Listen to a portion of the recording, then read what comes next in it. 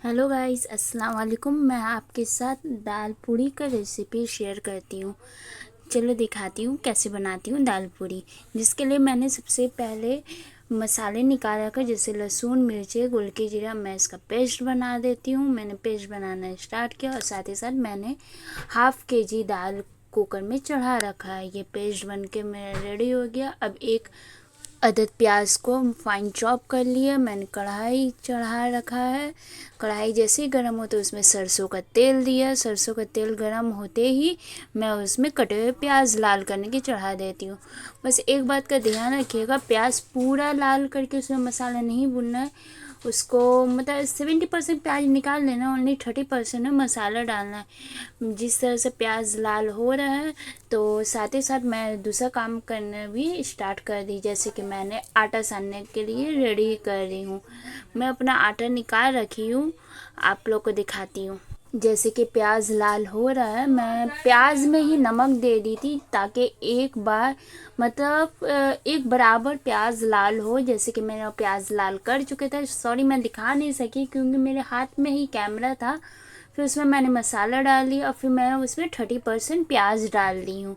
और फिर मैंने नमक डाल ले रखा था प्याज तलते समय, इसलिए मैं दोबारा नमक नहीं डाली। अगर आप लोग नहीं डाले तो अभी डाल सकते हैं, ऐसा कोई प्रॉब्लम नहीं है। 70% मेरा प्याज निकल चुका है। जैसे कि मेरा चना दाल मैं चेक कर रही थी कि कुकर में हवा है या नहीं है। तो जिस तरह मैंने आटा निकाल रखा है, 2 केजी आटा है। उसमें पहले सबसे पहले मैंने अजवाइन दिया और देख लीजिए मसाला भी भुना रहा है। साथ ही साथ टाइम वेस्ट होने से अच्छा एक ही साथ कर लिया जाए। फिर मंगराला दिया, फिर स्वाद अनुसार नमक दिया और पानी दे बगैर आप अच्छे से मिक्स कर लीजिए ताकि एक जगह नमक और कहीं नमक ना हो। इसलिए मैंने पहले सूखे में अच्छे तरह से मिक्स कर लिया। देख लीजिए हर जगह मंगराला, अजवाइन और नमक पहुंच चुका है। अब उसमें मैंने आटा सानने पानी डाल दिया है। पानी थोड़ा गुनगुना डालिएगा तो ज़्यादा अच्छा है। पर एक चीज़ ध्यान रखिएगा, पूड़ी का आटा रोटी के मुकाबले में थोड़ा कड़ा होता है। देख लीजिए मैंने अच्छे तरह से आटा को सान चुका है और आटा सानने के बाद मैक्सिमम आधे घंटे को उससे रेस्ट दीजिए। अब मैं आटा को आधे घंटे का रेस्ट देंगी, पर उससे पहले देख लीजिए मसाला भुन जा रहा है। मेरा आटा कंप्लीट हो चुका है। मैं उसे छुपा के रख दिया आधा घंटा। अब जब तक मसाला भुन जा रहा है तब तक मैं कुछ मतलब चना दाल पीसने का तैयारी करी हूँ। मेरे घर में जब भी बनता है दाल पूड़ी, उस दाल को मिक्सर में नहीं पीसते, हम लोग सिलबट्टा में पीसते हैं। मसाला मेरा भुंजा चुका है। जब आपका कढ़ाई से मसाला अपने आप जो छोड़ने लगे तो समझ जानी चाहिए मसाला भुंजा गया। जैसे कि मेरा भुंजा चुका है।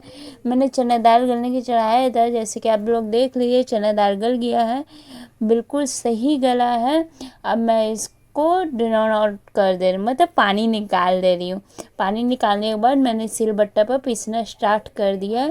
मैं थोड़े थोड़े चने दाल ले रही हूँ, उसको अच्छे तरह से पीस के दूसरे बर्तन में निकालते जा रही हूँ।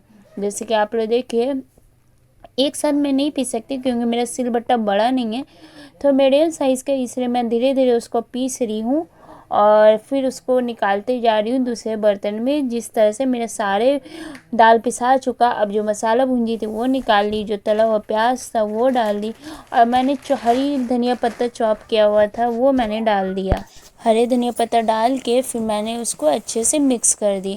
मिक्स करने के बाद मुझे अंदाज़ा है, इसलिए मुझे बाद में नमक वमक डालने की ज़रूरत नहीं पड़ा। अगर आप लोग अंदाज़ा नहीं है तो आप लोग टेस्ट करके नमक डाल सकते हैं। अब मैं उस आटे को छोटे छोटे लोइयाँ निकाली, जिसको कटोरे के शेप दी। उस कटोरे में मैंने दाल भरा और फिर उस लोइये से मैंने बहुत सारे पूड़ियाँ तल बेल के रख दिया। अब मैं उससे आप लोग को तल के दिखाती हूँ। जैसे कि तवा गरम हो चुका है, अच्छे तरह से जब तवा गरम हो तभी पूड़ियाँ डालिए, वरना पूड़ी मतलब कड़े टाइप का बनेंगे। जब देखिए छोटे छोटे बबल्स आ गए तब पूड़ियाँ को पलट दिया है और उसको अच्छे से सेक लीजिएगा। उसके बाद ही उसमें तेल दीजिएगा, जिससे आपका ये एक फ़ायदा रहेगा, तेल कम यूज़ होगा।